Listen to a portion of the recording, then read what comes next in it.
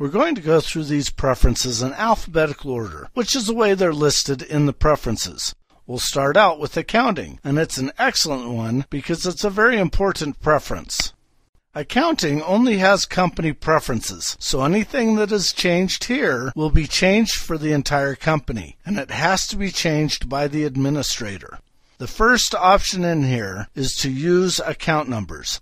This means that if you want to have account numbers assigned on the chart of accounts, you click on this option to use account numbers. With this option on, you can put account numbers on the chart of accounts.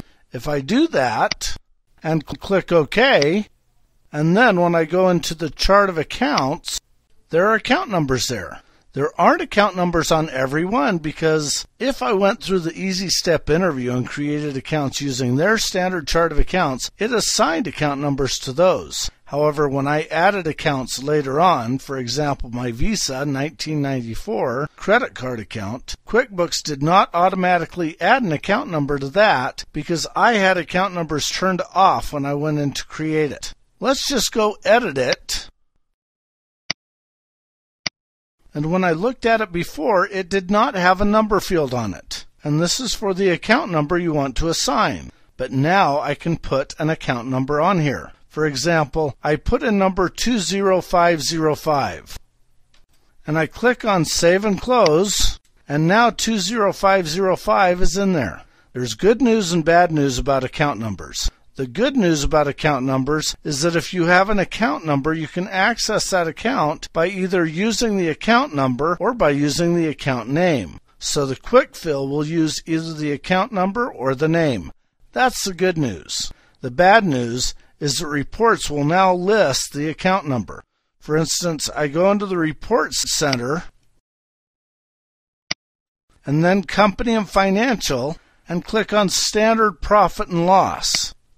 Notice that I have all these account numbers on here, which can be confusing to some people. Also, if I want to sort my accounts alphabetically, it will only sort them by numbers. So if you wish, you can just go into the Preferences and turn the account numbers back off by clicking Edit and Preferences, Company Preferences, and turn the Use Account Numbers off.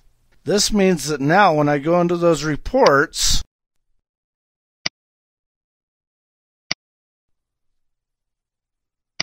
they no longer have account numbers on them. To get the best of both worlds, some people turn on the account numbers when they're entering transactions, and then they turn off the account numbers when they're printing up reports. This is just a matter of preference.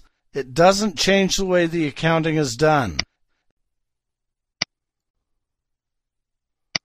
All the account number preference really does is turn on and off the display of the account numbers. I'm going to leave the account numbers off for most of this training because you don't know my account numbers, and it's easier to talk about account labels than it is to talk about account numbers. You can use the Assign Chart of Account Numbers from QuickBooks, or you can put in whatever numbers you want just by going in and editing those numbers in the Chart of Accounts. It's totally up to you. Now we have Require Accounts. This is an option I would recommend everybody make sure is turned on. You would only disengage this if your only interest is keeping the checkbook balanced. When engaged, if there's an option for putting in the accounts on a form, it will require you to identify an account. When not engaged, if you don't identify an account, QuickBooks will assign those accounts for you, which it is not very good at. If QuickBooks assigns the account, they will put them into one of two accounts, either uncategorized income or uncategorized expense, eliminating all character to your financial reports. So make sure the check mark is on. Let me introduce you to Use Class Tracking. Classes are used in QuickBooks to differentiate profitability between various departments, locations, or profit centers. We'll cover it in much more detail later. For now, it's enough to say that this is how you turn class tracking on.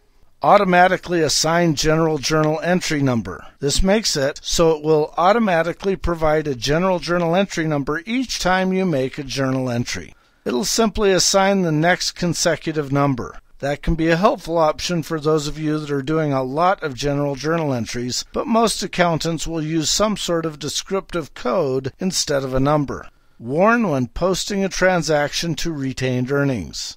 It's a pretty good idea to have QuickBooks say, "Hey, are you sure you want to put something into retained earnings?" Because most of the entries into retained earnings are put there automatically at the end of the year. One option is warn if transactions are 90 days in the past, or warn if transactions are 30 days in the future. You can put whatever number you want there, and this lets you know if you're entering in a transaction that is too old or too far in the future. You want the system to warn you and say, "Hey, are you sure you want this date?" Then it has closing date, the date through which books are closed, and this is not set. We'll talk about this later on. This is where you can set the closing date if you wish. It has to do with users, and the reason there's no closing date set on here is because there's no administrator that has set it up on this company yet.